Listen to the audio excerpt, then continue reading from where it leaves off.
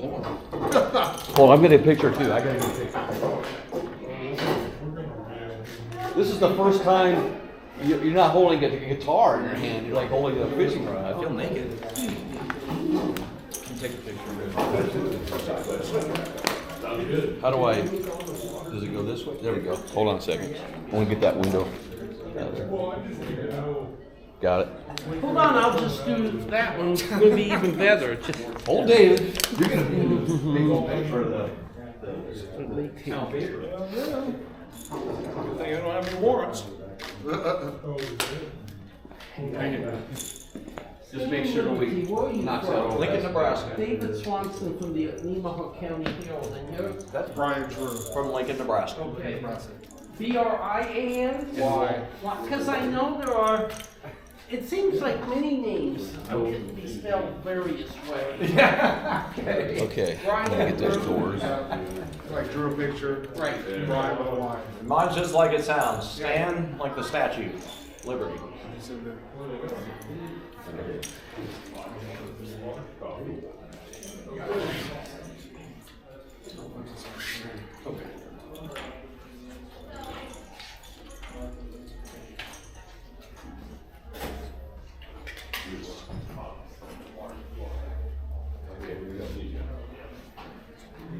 How do you switch them I should have brought the business card in here, but. Okay, guys, we're gonna start here in a second.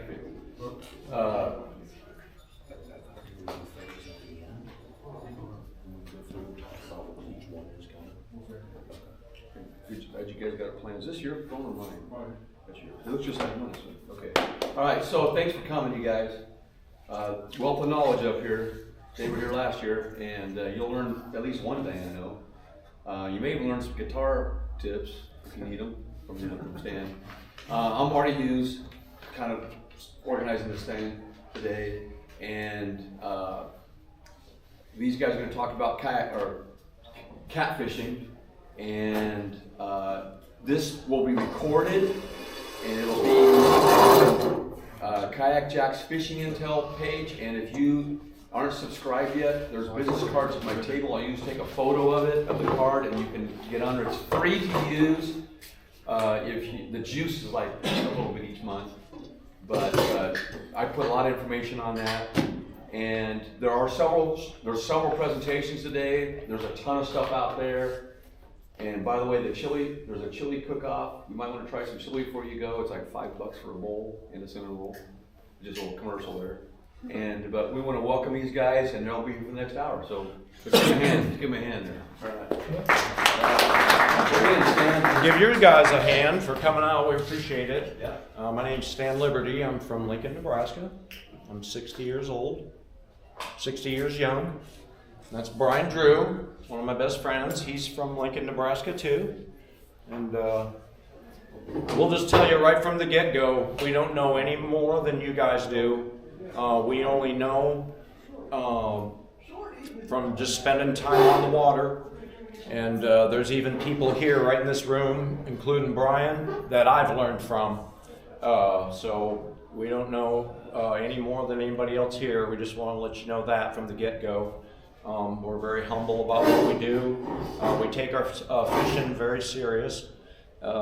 It's a little more than a hobby. It's a kind of a addiction/passion, and so we take it seriously. When we go out to fish, I don't know where that whole thing was about people saying, it doesn't really matter if you catch any fish as long as you had a good time out there. And I'm just going to tell you, yes, it's all about catching fish. So, but we all get skunked just like everybody else. We just don't post pictures and tell people about it. So we only post pictures when we're catching fish. So, but anyways, I've been fishing for a long time. Bryan, how long you been fishing? Well, probably my whole life. Whole life? Catfishing, I got into it almost the same time you did. Yeah. We've been fishing our whole lives, different types of species of fish. My dad, I grew up bass fishing, throwing a bait caster, and but we've gotten into catfishing pretty serious 7-8 years ago, 2016 or so. Yep. We've done quite a few tournaments together, but we're blue collar workers. I own a small concrete business. Bryan works for a construction HVAC supply house. supply distribution place, and so we work hard and play hard on the weekends. But Weekend anyway, warriors. what's that? Weekend warriors. Yep, weekend warriors. We'd love to fish every day, but that's just not feasible at the moment. But you know, catfishing gets you know, catfishing's come a long ways, but you know, at the end of the day, there's different techniques, but you know, catfishing's pretty basic type of fishing. I mean, other than the boat, you know, you can get into catfishing fairly inexpensive. A lot of good equipment out there, but we thought we'd talk to you about, you know, because we could sit up here and talk forever about different things and go on and on. But we thought we'd break the catfishing down for you guys, kind of break it down in 3 different things for the year. You know, we'll talk a little bit about spring fishing, that's coming up, and then talk about summertime, and then going into fall. So, why don't you tell them a little bit about what's coming up. Ice Out's coming soon. There's already open water up in Lincoln. It's not all open water, but in the middle there's open water, so it won't be long. And I don't know, what month we usually start? About March usually? Soon as the ice is out. You know, when you can get out there, it's challenging that soon, but you know, more time on the water, more time to catch fish. Yeah, we were talking about pretty much 3 styles of catfishing. A lot of you have heard the basic styles of like bottom fishing. That could incorporate a couple other things, including, you know, bobber fishing right off the bottom, bobber fishing off the bottom, or just straight line bottom fishing. And then you also have what we call pulling baits or trolling. Another one is bobber fishing. I guess I covered that with bottom fishing. But each season comes with its own challenges. So like for spring, some guys love spring in fishing. Some people love fall. Each season has its own challenges and its own, you know, set of skills that you need to apply to catch catfish. Beginning of the season, you know, as a lot of you probably go ice fishing, they're sluggish. You need to be almost right on top of them to get them. Well, in spring, you have to do the same thing. They're not going to be moving around that much. They're saving energy, but trying to build up weight for the spawn coming up in the summer. So you have to locate holes and stuff like that. So if you're fishing off the bank, you're going to have to really study the bodies of water you're at, looking for, you know, where holes are, where water flow is moving in, where bait fish is coming in. So bottom fishing can help, but the thing is, when you bottom fish, you're going to have to be mobile. You're going to have to hit those spots and keep moving. Because if nothing's there and nothing is bitten in 15 minutes, they're not there. So you have to keep moving. Now later into the spring, you start experiencing them getting more active. Water's a little getting warmer up. They're starting to get into the feeding. So they're going to start moving into the shallows, looking for bait fish, looking for food. Depending on what style catfish you're looking for, flatheads, blues, or channels. If you're just around here, a lot of it is channels. So a lot of those fish are going to be targeting, all kinds of, bait, from critters falling in the water, from plant matter to bait fish. And where do most bait fish in the spring go? They're going to the warmer water. So in spring, they're going into shallower water because the temperature is changing. Yep. Yeah. So I mean, ultimately, you're trying to find a fish that is feeding, and in the spring, the warmest water in the lake, the minute when the ice goes out of these bodies of water, is going to be the shallow water because it heats up the fastest. So it's just a big chain reaction. As the bait starts coming out of deeper water from winter, it's heading into the spring. In the spring, heading into shallow water where the water's the warmest, and then the fish, you know, follow suit. You know, Well, with moving into shallows, you have to also understand water temp. So you guys are doing kayaks, you probably have, you know, graphs that show you the water temp.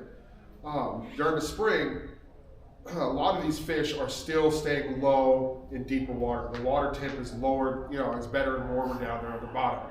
But they're still kind of cruising up into warmer times, you know, in the day. So afternoons, the water temp is moving up. They're going to start cruising up in that area. So early spring, you're looking for holes that have transitional areas. So the holes are near flats, shallow areas where big fish are going up for warmer water. So you have to understand that you're going in the morning, you might get out there, say 8 o'clock in the morning. Those fish aren't going to be up in the shallows. That water is cooler. The sun's not out. So they're going to be in a transitional area, deeper bodies of water, staying warm. Maybe later in the afternoon, you get out there about 3 in the afternoon, that water temp has gone up, big fish have moved in, they're feeding on stuff. That's where you're going to find them up there. And that's when you start seeing the differences of gear use, from straight bottom fishing to bobbers. I say probably some of the most fun you can have is a 3-inch bobber in 2 feet of water. are you anchored in the spring mostly? Most times, yes. Yeah, I'm gonna say anchor fishing in the spring, you know, shallow water, and I'll just show you guys. And sometimes I might show you something that might seem a little unorthodox, so, you know, I just know what works for me, because if it was a problem, then I wouldn't do it anymore, so it's never been a problem for me. But I'll just show you real quick how I, you know, this is just your basic main line.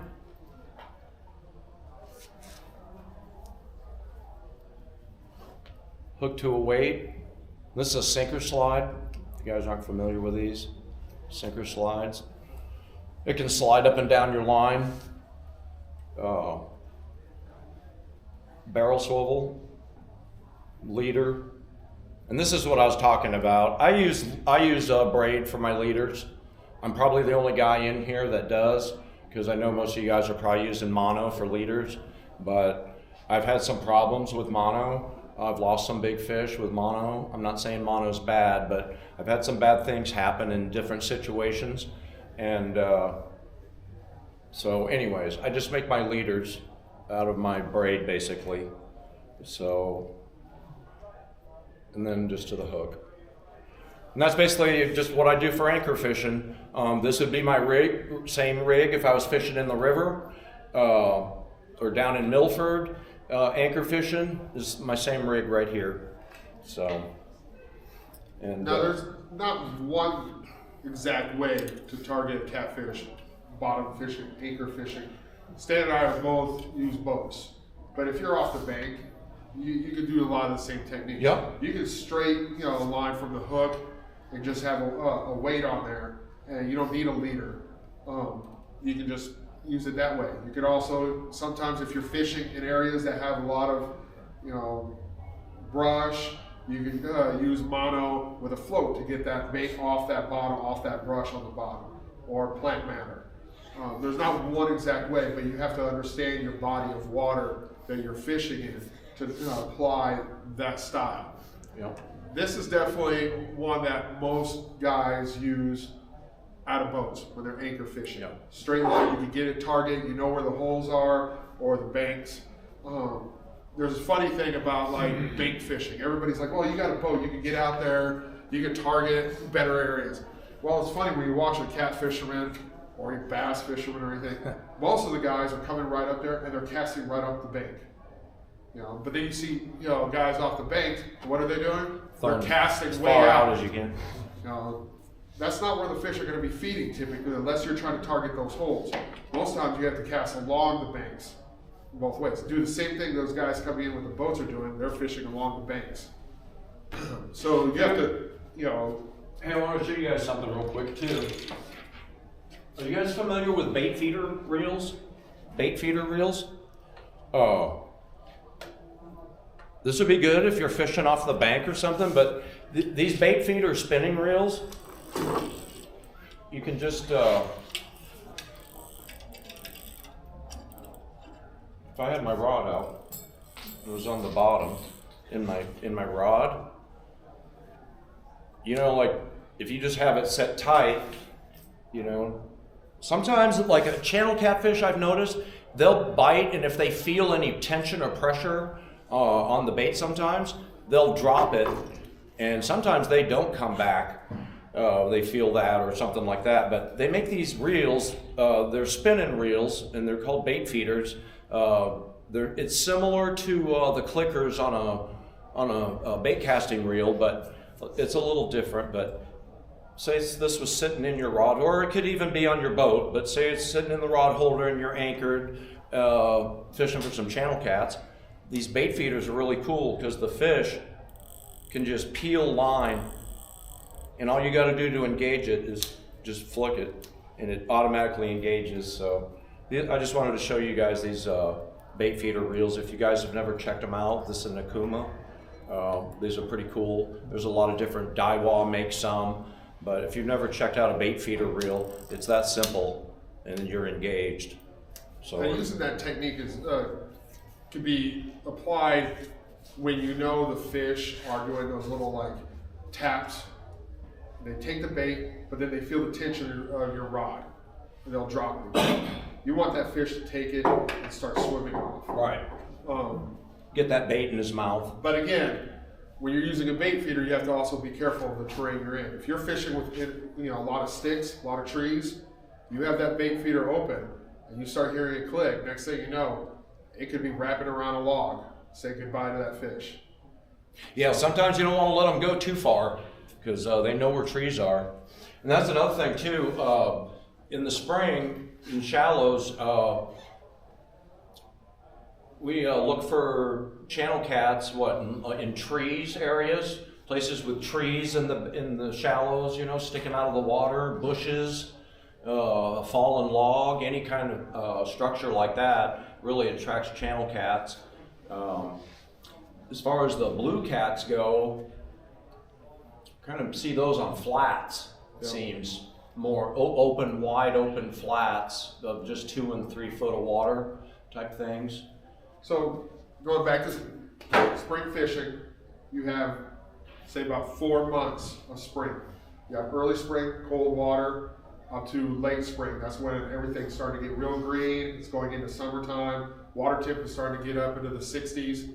You'll start seeing stuff like the moss and weeds starting to grow out. Those are all target areas you're going to be looking for in springtime. When you're bait fishing, boat fishing, that's when you start taking your tools off the bottom or a bobber. So say you're fishing off the bank and you have a weed line going out from your area. You could walk down the whole side of the bank, but there's a weed line that's about say 10 yards in front of you. That's where they're going to be cruising because the bait fish are all going to be inside there. So you're going to have a problem if you're just casting out right from the bank, off the bottom. So what you do is you switch over, you go get one of those large 3-inch, or you can be even using lighter gear. You can be using your bass rod and just use the little bobbers, little 2-inch floats with a little piece of cut bait, and you just cast right outside that weed line and just let it sit there. It'll go down just like a bluegill hit, but you're suspending that bait right outside of that weed line, right where those fish are actually cruising, looking for bait. Then you're getting it off the bottom, so it's not in the weeds on the bottom, and they can't find it. They can smell it. They're circling around, but they just can't get right into it. You get that off a foot off the bottom, you're going to have action right off the bat. So applying the tools that you have, so you have like the bobbers and you have bottom, depending where you're at. Now, if you know that you have a weed line and then it drops off, you have the chart from human parks, and it goes from 10 yards out, and it's only like 3 feet, and then it drops off to 10 feet. You can have 2 rods, put one over here on a bobber and another one cast out, 30 yards out at the bottom, see what's going on. Hey, with what he just said, a lot of the stuff we tell you too, because we do fish out of boats, but we do take into consideration people fish off the shore. Matt fishes off the shore a lot and catches great fish. But we have graphs on our boats, and so we're able to, you know, side scan, down scan, and check water temperature and things like that. But also on the graphs, we have our mapping, which is everybody familiar with, you know, maps of lakes with the contour lines and things like that? That mapping is available now for your phone. And I would highly, even as a boat owner with a graph, I would highly suggest you guys look into, at the beginning of the year, buying Navionics for your phone. And it's basically the mapping that is on our graphs, but it's right on your phone. And it not just shows you the lake and the contour and the depth, but it also, if you were on a boat, it shows your icon of where you are, and it actually moves on your phone. So it follows you through the GPS, through Navionics, and it's not very much money. I think I spent $15 for the year for Navionics on my phone, and it's just boom, once you download it, and you get all the little lakes for the whole United States. I can, like if I'm going to Texas in 2 weeks for a fishing trip, and I've never been to that lake before, I'll just pull it up on my Navionics on my phone of that lake in Texas, and I can tell you, and it shows me all the contour of that whole lake, underground rock things, whatever Navionics provides that shows you on mapping, which is pretty good stuff. But you got it on your phone. So it's a great tool to pre-advance going to places and things like that. But even like I said, if you were fishing off the bank and you don't know that maybe 10 feet down this way there's a big drop off from the shore, and you're fishing offshore and you don't, obviously you don't have a graph like in a boat, Navionics is a pretty good little tool for your phone, even if you're just bank fishing. You'll be able to see the contour of the whole lake and everything. I think that's a pretty handy little tool. And it's very inexpensive. It's not like $200 a year. It's like $15 a year. And one time my graph screwed up on my boat, and I was down in Kansas, and I was like, we use the graph so much, we hate to say it, but we feel naked if we don't have a graph on a boat anymore. Well, when your graph goes down, your whole day just goes like this. But then I had Navionics on my phone, and granted I can't tell temperature of the water, but all I really need to see is the contour and know where I'm fishing underneath. So Navionics comes in handy. And you don't have to even have Navionics. I mean, technically you could just go out there with your 1 ounce weight and just cast out 40 yards and see how you can tell. I've done that numerous times where you can just set up your bait ready to go and cast out, and you find out, wow, that hit bottom really fast. That means it's shallow. So you just bring it in, and then, oh look, it dropped down, and it took 2 seconds to get to the bottom instead of 0.4 seconds. So then okay, there's a drop off right here. There's a hole right there. So those things that, any of you guys can fish, when you cast out something on the bottom, you can tell how deep it is just by how fast it gets to the bottom. Yeah. Just like you do with jigging or anything else. So that's a technique you can use, easily without having to even use any kind of electronics or your phone. Yep. What kind of bait are you using in the spring? So in spring, pretty much rule of thumb is the food source of the body of water. So you're looking at using whatever is starting to spawn, what your rules and regulations allow you. So say the crappie spawn is kicking up. They're active. Well, those catfish are pretty much one of the top primary predators in that body of water. So the catfish isn't scared. They're going to clue in when fish get done. And just like any animal, when you're spawning, breeding, you get done, and they're going to feed on that. So you start adapting. You start going, well, it's spring. The crappie fishing is good. I can catch 3 crappie. Use that for bait.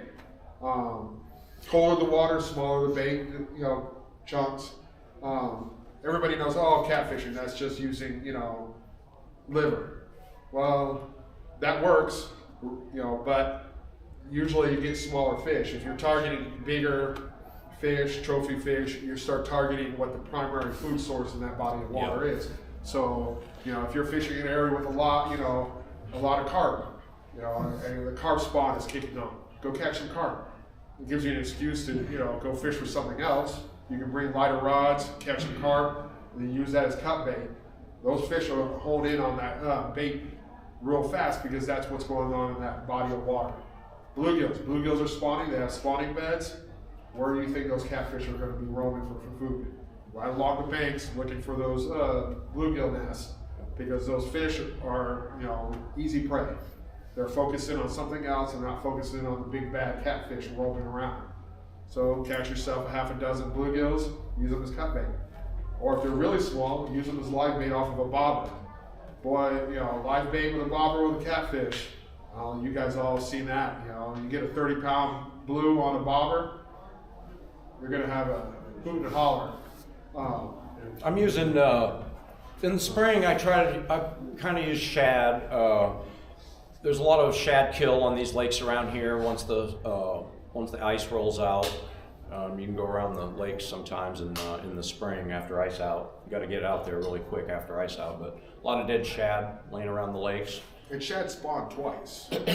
Yeah, they multiply like rabbits. So most of these lakes around here have a lot of shad. So in the spring, especially after ice out, the dead fish from the ice and stuff are on the bottom, and so a lot of shad are around, and I like to use shad. It's more readily available to me to catch. We're not allowed to cast net up here in Nebraska, so cast net in Kansas for some shad. And don't knock some frozen bait for you guys too. In Nebraska, it's really hard to have bait on hand all the time because we're not allowed to cast net up here legally. So I use frozen bait a lot, but I'm real careful with my bait. I get a vacuum sealer, make sure when I catch my bait, if I'm gonna save it, I vacuum seal it and put it in the freezer right away and take good care of it. And so people knock frozen bait. It kind of gets a bad rap, but if you take care of it and package it properly, we use some frozen bait because it's tough to find bait up here in Nebraska sometimes. We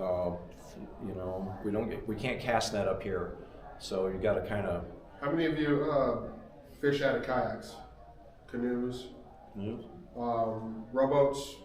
Flat bottoms? Boats? You guys fish out of boats? Are you shore fishing? Okay. Fish offshore? Another technique that you guys can use, kayaking, you can imitate exactly what guys in bigger boats are doing, and that's trolling or drifting. So a little bit later in the spring, you guys can go out, and if it's decent wind, not a very fast wind, you might have to use a drift sock. I don't know if you guys no drift sock. You can use a bucket to slow you down if the wind is just a little too much. But when you're drifting or trolling, depending on how you're applying it, trolling usually use an electric motor, to get up to speed or slow yourself down. The mission is actively looking for feeding fish. So you're moving, you're looking for areas, you're crossing drop-offs, you're crossing flats, but you're actively looking for feeding fish.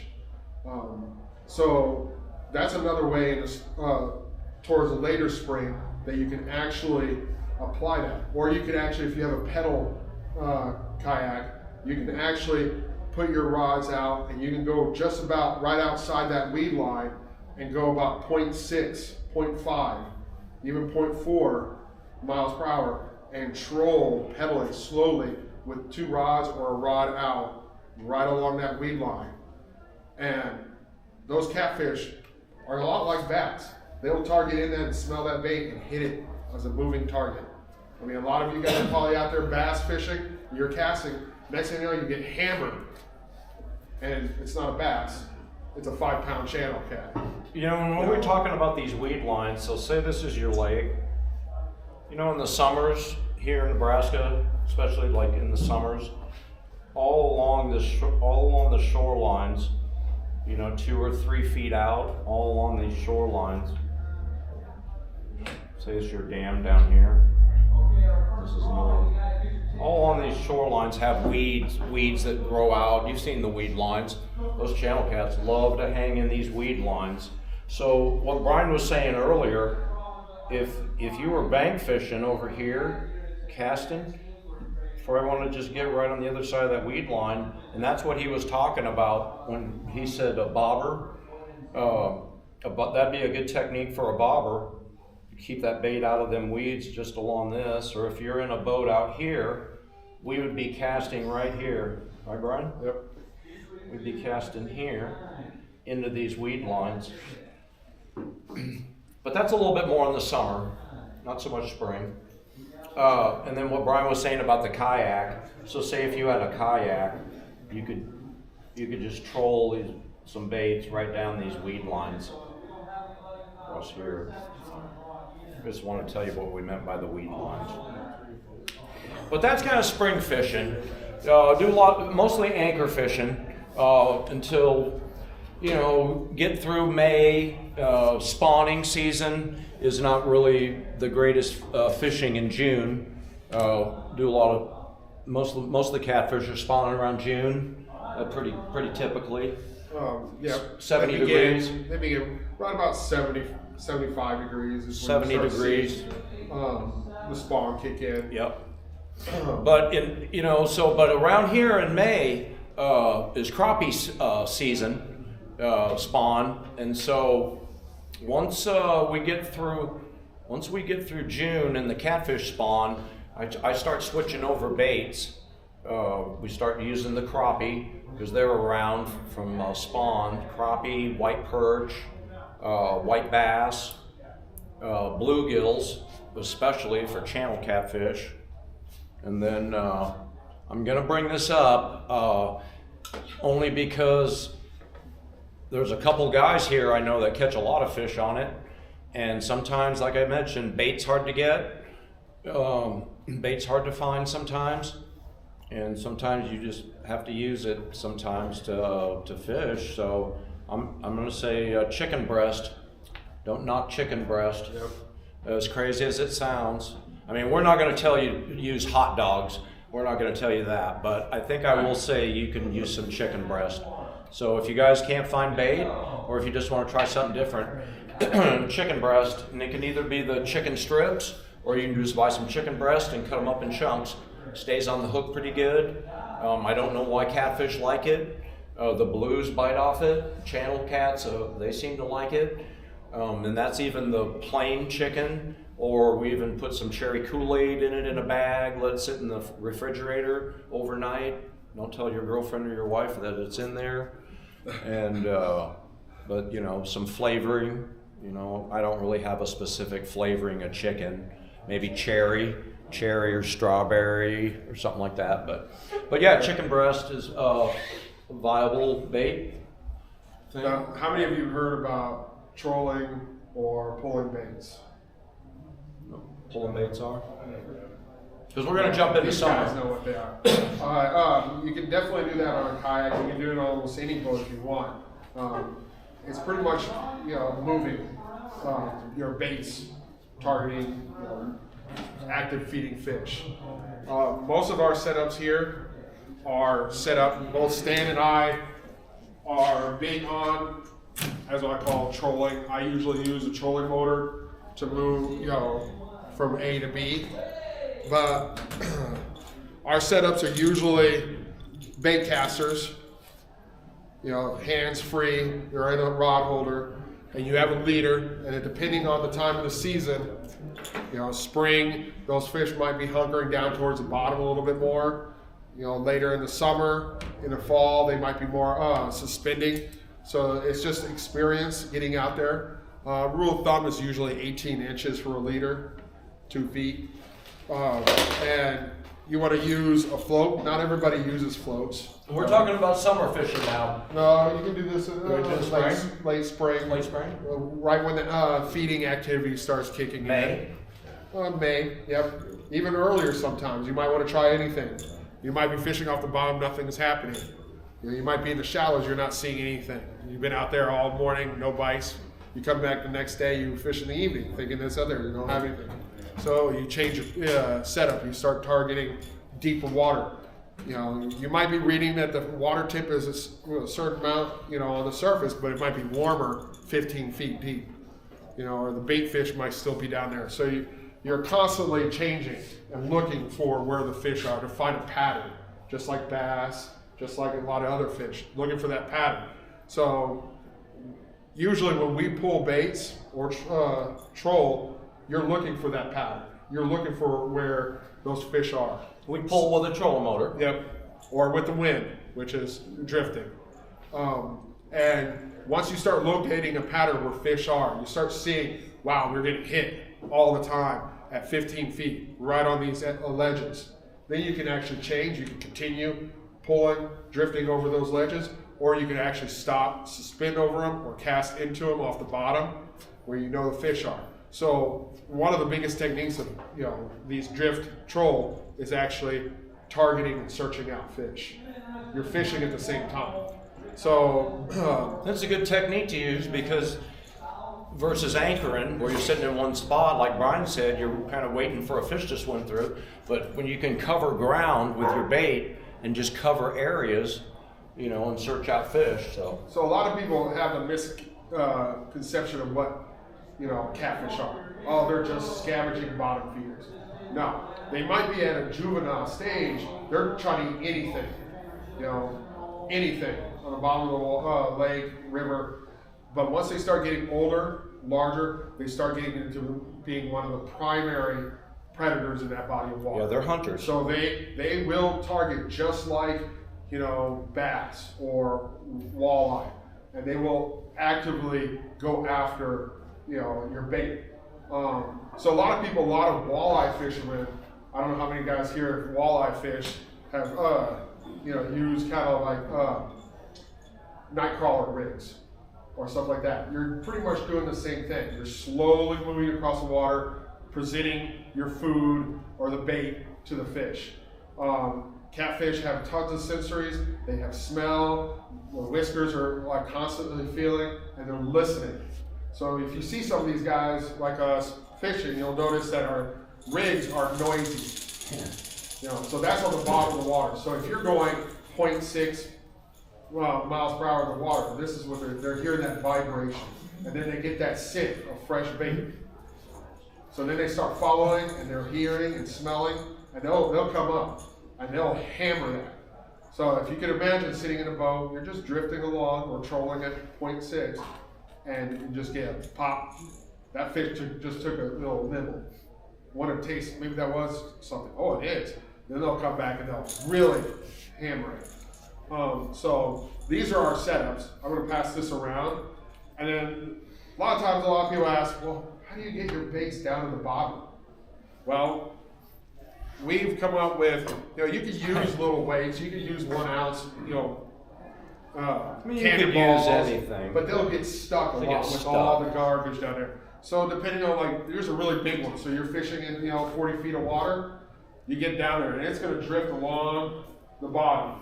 You got your float up there, suspending that bait just about a foot off the bottom, and then this coming right in front of it, going over logs and everything else. And that's the technique. Unhook that one more time.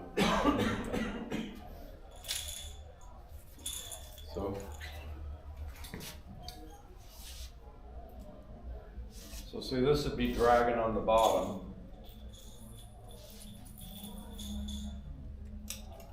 What's that be? This would be dragging on the bottom. And this float would be up here with the bait, going along like that. Right? Yep. They make different. Is your bait right directly behind that float? Yep. Yep.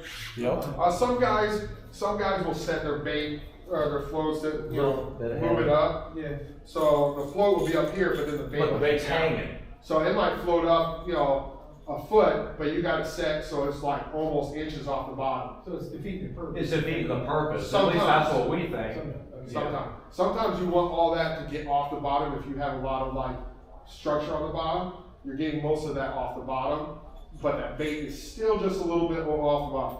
I usually don't. I like rolling my floats right like that. And because one reason is if you actually use foam floats instead of these, I was about ready to say. you'll see a pattern happen. You know, the big neon orange ones that you can get at Walmart or whatever. You'll get a hit, and you'll get a takedown, and you'll grab your rod, and you'll go up and reel down on it, and set that, And you won't and get then you'll fight that fish for like maybe 30 seconds, and then it's off. Gone. And then you reel it up, and you look at your bait, and you have like, say, a shad head on it, and there's not a scratch on that head. But then you look at that float, and it looks like it might Marks be on it, out. he's hit the float. Because he's hit that float. He keyed in on the sound of this rattle. Some people put the rattle in front, some people, I put that little noisiest rattle right in front of my hook. So he's keying in on that sound, and he's got that smell, and he's gonna go right after that. Because, 20 feet underwater, it can be pretty darn dark. So he's using all the other senses. That's kind of why I use, these kind of floats, just to be able to, make enough noise and give them something to present. That's basically when you're drifting and stuff like that. Yeah, some guys use the floats too off bottom fishing. So you have a lot of weeds. Say if you're fishing, in late summer, right after the spawn, and the bottom probably has 3 feet of weeds on there. You can set up and set your leader to 4 feet, and you can cast out there. So you're on the bottom, and then that float will lift that bait right above that weed line. So that fish isn't going through all those weeds. They can smell it, but they can't find it because they're going through all that weed. Well, then the next thing they move up, and they're right on top, and that bait is presented right there. You can also reverse that and use a bobber and know where that weed line is, and it's to spin over the weed line or amongst the weeds. So they're swimming. They're not, they're not stuck to the bottom. They're spinning in the weeds about 2 feet in the weeds and fishing, swimming along, and you get your bait right over it. You can see that's my rig. It's pretty close. That's about where I like to run it. But I have had it up here before when I first started, and like Bryan said, you'll have the fish on, and you're like, then he gets off. You're like, how did he get off? He had to be hooked. He had hit the float up here, and you're fighting him like that, and you're not even hooked. So we just over time we've noticed that, because then when I start fishing down here, I'm like, oh, that fish is not going to be able to get all that in his mouth. But we haven't had any problems running it that close to the bait, not at all. So that's where we kind of like. But like you said too, you said if you think about it, if the weight's up here and you're trying to have your bait up, well, it's not, because the float's only floating up what it can. It's not floating this up out here, so it's hanging more. So that's pretty typical. What we like. This is a spinner. If you guys are familiar with spinners, they rattle. This rattles. It's got a little rattle in it. They've done some studies where they think that catfish can hear. So that going through the water. Well, hearing's a little different than our hearing. Right. They can sense the vibration. The vibrations more than anything. They probably don't hear like we do, but vibrations, definitely they have sensors for that. So now, we're going from spring into summer. Now, unlike bass fishing, the spawn for catfish is a little different. Feeding kind of shuts down. Kind of shuts down for bass too, when you're bass fishing. Now, when you're bass fishing, you're targeting a reactionary bite. You're casting in where those bass are in their nest, and you're pissing them off. And they see your bait not as a food source, but as a threat to their nest. So they're reactionary biting. That's why you have a lot of noise. You have a lot of action during the spawn. Same thing happens with catfish, but catfish, once they lay their eggs, they go into feeding. But the males stick around on the nest to protect it. They're not going to eat food. So you could cast bait right in front of their face. They have no interest in eating during that time. Okay. So you can target a channel cat or blue cat on a spawn nest, but it's very, very difficult. Sometimes, you'll get, I've seen it. I'm sure some of these guys have seen it that do it a lot. You'll cast, bait, and you'll be lucky enough to put that bait right in front of a catfish on a nest, right in a hole or right by a log that they're nesting. And suddenly you're just sitting there, and you'll see your bobber. Say you're fishing with your bobber. And this is where I've seen it personally. You'll suddenly see that bobber slowly move. You know, and it moves about 20 feet away from where you cast. There's no wind. There's no, you know, current. And then you're like, okay, I'll reel it back in. There's nothing on there. So you cast right back where you were at, and you'll see it again. That bobber will start moving slowly, the same direction. What you're experiencing is that channel cat, that male channel cat, finds that food source as a threat because it draws in other fish to the nest. So it's going to take that bait and it's going to move it away from the nest and come back. Now, if you do it for a third time, you might be lucky and you might be able to set that hook if you're not using a circle hook. But most cases, you know what's going on. If you know how to react to that, you might reel back in, change your hook to a J hook, put a little piece of bait, cast exactly in the same spot, and... Okay, since Bryan mentioned hooks, when I first started catfishing, I used to think these hooks were too big, and now that I'm deep into it, a 1 pound channel cat has no problem getting that hook in his mouth. So I would rather have a bigger hook and maybe not catch a smaller fish to make sure that if I do catch or hook a big fish, I'm getting him in. Because a big catfish he'll bend a 5/0 hook. I've already learned that. So these are circle hooks, a little offset. That looks like an 8. This one's a 9. 9. This is a 9/0, a little offset. I'll pass these around, but this is, in general, I'm using either 8, 9, or 10/0 circle hook. These circle hooks are amazing. I don't, you know, a lot of different companies. Stan and I have different kinds of little bit theories. I used to think that. I used to use 10/0, 7, 8. I kind of backed off. To about a 6/0. A little bit, smaller. It's not so, overwhelming. I personally see more success rate, especially, instead of getting a lot of hits and no hookups, I'm seeing better hookups. They might be smaller fish, but I'm getting more hookups. I'm getting more fish in the boat. And some of the hooks I use that are small, 6/0, we've caught some really big fish on them, and it doesn't affect them at all. A lot of that is playing with your, reeling it in, playing the fish. So now with Do you like to fish during the day or nighttime during the summer? I personally like to fish during the day. Mm-hmm. There's a big myth about catfishing, especially in the summer. When is it the hottest? Middle of the day. Catfishing at night, the whole idea is you're out of the sun. It's not as hot, so you can get out there and fish. Those fish are biting as much during the day as they are at night. You just have to target them, find where they're at, locate them, and you're going to be on fish at 11 o'clock in the morning on a Saturday in August. Just as if you're out there at 1 o'clock at night targeting. Every time you just have to know and locate where the fish are. We have some special times that we like in the summer. Me and Bryan, we definitely like early morning fishing. Yeah, the downside about, summertime fishing, especially in big bodies of water, is pleasure boats, jet skiers, water skiers, will wave always boats. get in your way. They don't know, distance at all.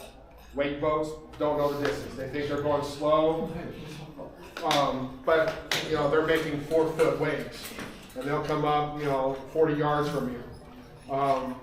But the biggest challenge of summer fishing is early summer, right in the spawn.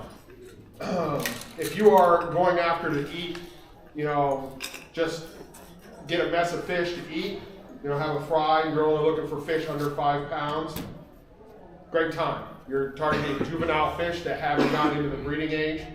Those big trophy fish, they'll feed up late spring, and then they'll shut down and then go into the spawn. And not all fish go and spawn at the same time. So you can be in a body of water and you'll have different catfish spawning at different times. Now, if you fish long enough, you'll catch a trophy catfish during the spawn because he hasn't gone or she hasn't gone into the spawn stage yet. But it's far in between. Most times during those 2 to 3 months, from beginning of July or June, July, and August, is challenging for anybody, even guys like ourselves. We go out there all day and we'll just get digs, 3-pounders. From the research I've read and stuff like that, most channel cats don't go into spawn age until they're at least physically 5 pounds and I believe 25 inches. Yep. Almost the same as blue cats. Flatheads are a little different. They spawn later during the season. But so if you're just looking to get food, have fun, you can take your bass rod out, you can take, a lighter setup, and you'll get catfish all day long. Hey, the other thing too, backtracking a little bit, when we were talking about summertime is the time we're pulling the baits. In the summer though, nighttime, we will fish some of those weed lines at night for catfish. Bait fishing, or Yep. off the But bank. we have pulled out in just normal water because it's after spawn, so fish, they're in the shallows.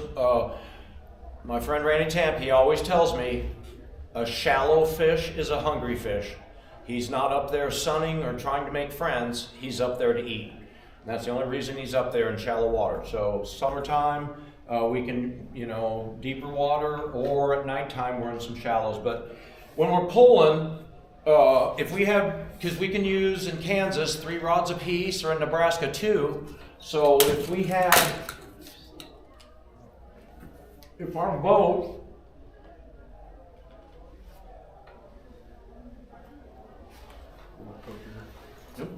if we had some rods out the back pulling, so we had our rods out here and had our lines, if we just had our lines straight out, they'd eventually get tangled just going straight out. So we use these planer boards, and what it does is we'll hook one on this line here, and it literally will get that bait out to here.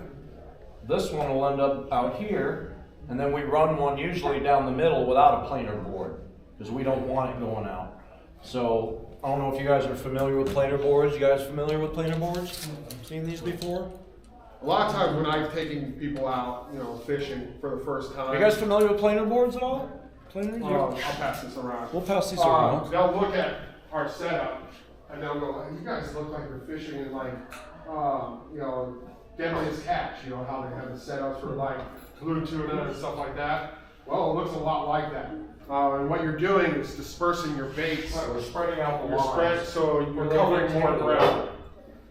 Walleye fishermen use this a lot. Yeah, it came from walleye fishing, and the catfishing community has stolen it from the walleye guys, and we've just adapted it to catfishing. But it's basically spreading your lines out. Don't ask me how the physics of it. I can explain the physics. Yeah, but it pulls your baits out. I mean, why? You have a tension that's connected to your line, and it's creating tension and movement.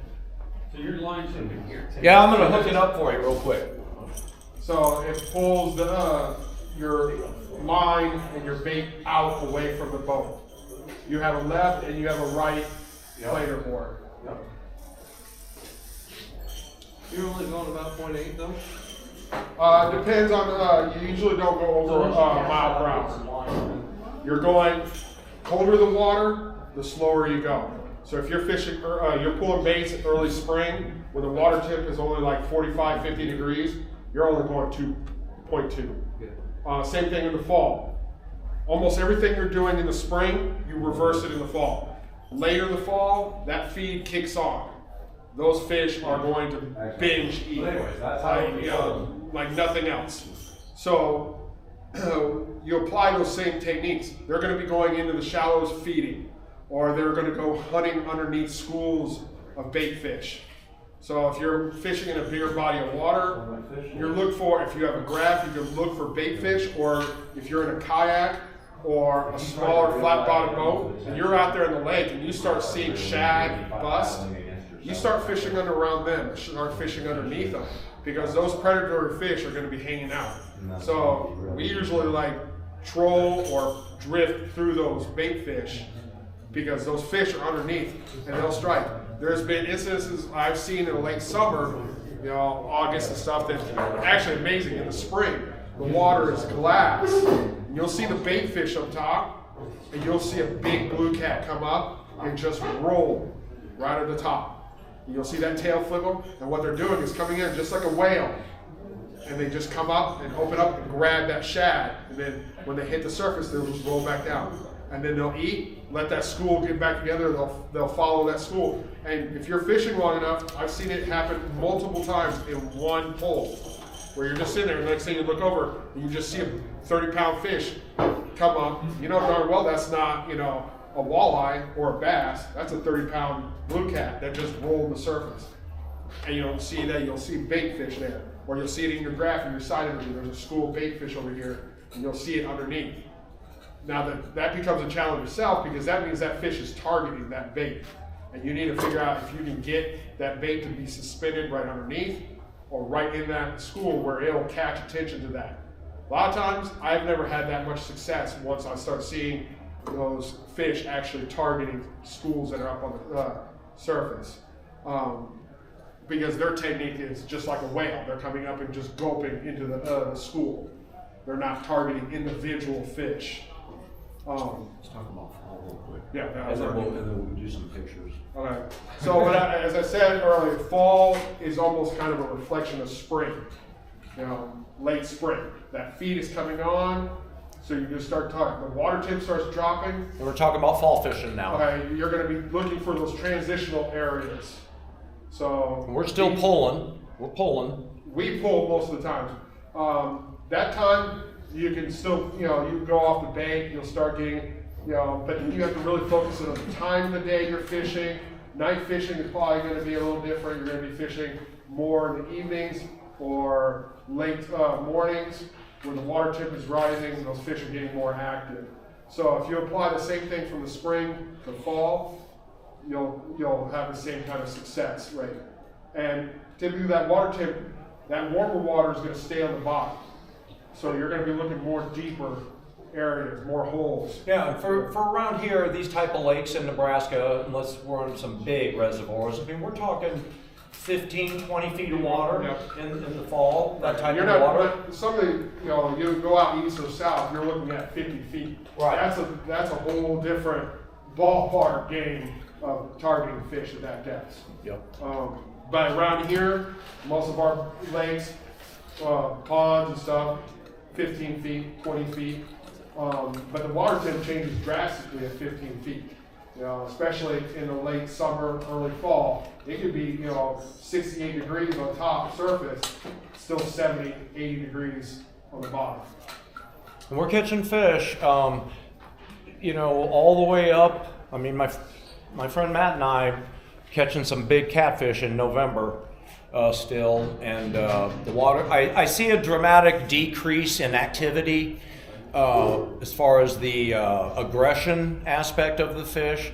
When it gets around, when it starts getting under 50 degrees, and especially under 45 degrees, I start to see a little bit, you know, less aggression. But wintertime, they're starting to feed a lot because they know it's winter and they want to feed and put on some weight and stuff like that. If you're going targeting, you know, trophy catfish in Nebraska or any of these, you know, Midwest states, the worst thing that happens, especially if you're a deer hunter, and you know, right at November, right at the rut, is going to be one of the best fishing times. You know, the feed is on for catfish. They know winters are on the corner. You know, it's going to get iced up. They're eating like pigs at that time. Same time you want to be out in the woods hunting is the same time that, you know, they're eating too. So. Hey, we're going to go through some pictures. Bryan and I got some pictures on here for you. Now this is what it looks like. You guys know what side imaging is? You guys familiar with graphs at all? Now it's like an opening a pop-up book on a side imaging graph. You see a lot of, you know, coverage on that, but what you're looking for is a target and the shadows of it. It's a two-dimensional, image. I mean, we're not going to get deep into the, of the aspects of it, but we just kind of wanted to show you, just, for curiosity's sakes. These marks right here on my side, I'm in my side image mode of my graph. I'm basically shooting my graph left and I'm shooting it to the right. And I can control how many feet I'm going out all the way up to 200 feet. Primarily, I'm shooting out about 60 feet or something like that, 60 right, 60 left. But that's a catfish, that white mark there. This is a big catfish here. He's on my left side, my boat's here, I'm shooting to the left. My boat's here, I'm shooting right, I'm shooting left. This is the big fish here, and this is the shadow. Just like if you were standing in the sun is my graph basically coming this way. It's hitting the side of the fish, laying on the bottom, and I can tell he's on the bottom because... Well, he's suspended in that. Yeah, he's close to the bottom he's not up a lot because the shadow is close by. If he was up off the floor of the lake, the shadow would be out here, farther in shadow. Okay, hold on, Marty. 3 minutes. Okay. So anyway, that's what we wanted to show you. This is the fish, and that's the shadow. And you can see how big his head is. This is a big fish here. He's probably in the 40, 50 pound class. It's a spring fish on a flat.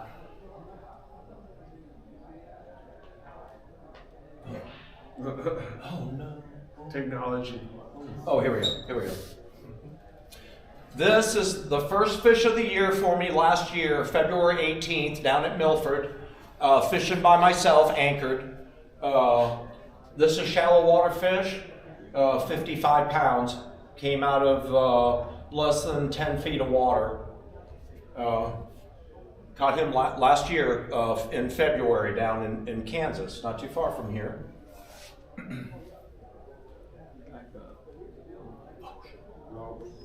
Back up a little bit. There we go. This is a fish Sonny and I caught.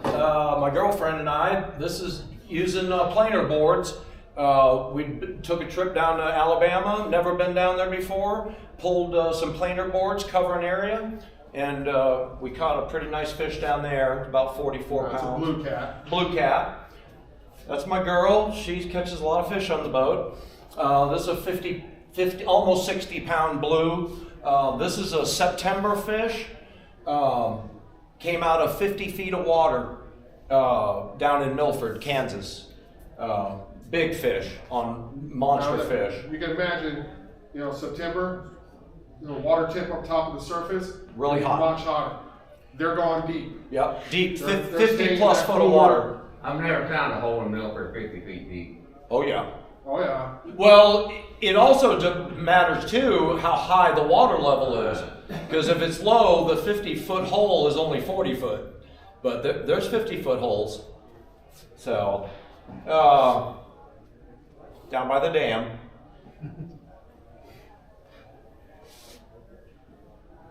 That used to be my biggest channel cat. About 24 pound channel cat I caught with Bryan Drew. This is a calamus fish. This is a tournament.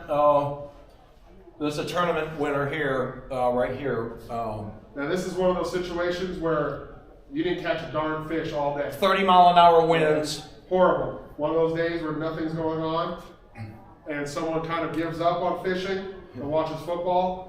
Yeah, that's what could happen. We caught this 20 minutes before the tournament was over. 20 minutes left in the tournament. We hadn't caught a fish all day. We made one last pull over about a 15-foot drop off on a ledge, and this fish about ripped the rod off the boat. On the 23.8. Yeah, he was almost 24. Tournament winner there, so me and Bryan did good there. But that's calamus, channel cat there.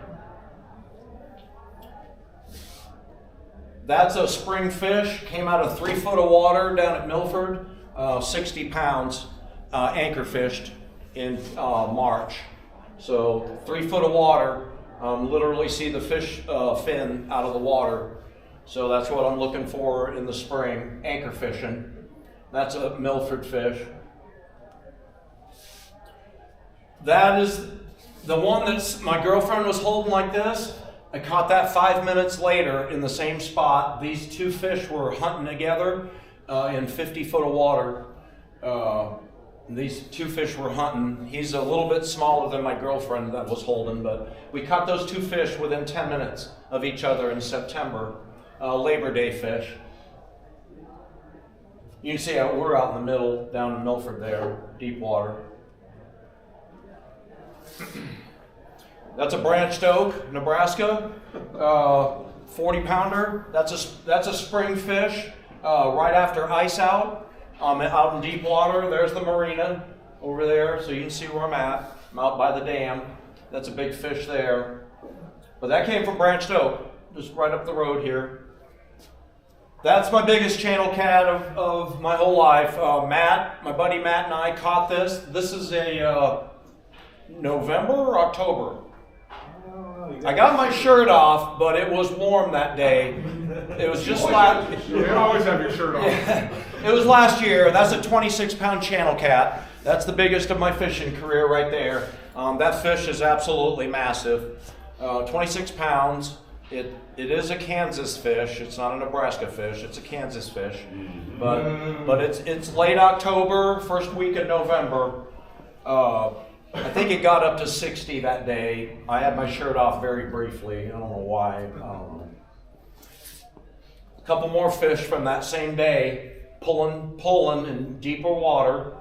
These are November fish, late fall. And this is what I wanted to show you. This would be springtime after ice out. I'll be looking in, you see all the trees sticking out of the water. Shallow area in here, trees sticking out of the water. I'm definitely putting bait around these trees. So when we were talking about spring fishing like that in structure, there's a good example. And you can see this is Matt and I. We're fishing right in these trees back here, and we caught a bunch of fish. You're about ready to see. This is early spring, well, late spring. What, April maybe? Probably April. April, Matt? I think it was March. March. Matt caught a nice wiper while we were channel catfishing. This is all from that same day, Matt. Where you go? And then this is what we caught that day. We do keep some small fish. We keep small ones and we let the big ones go. Caught a bunch of eaters that day. So we brought some channel cats home. Okay. All right. All right. You're done. We're going to show some bearded hooker pictures here real quick. Bragging now. No, hold on. Big as all field, man. I'm going to show you a picture of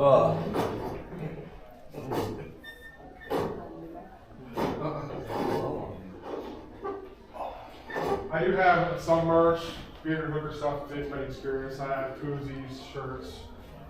So for you. No. Good stuff, Stan. Can we give you a hand I yet? have G3.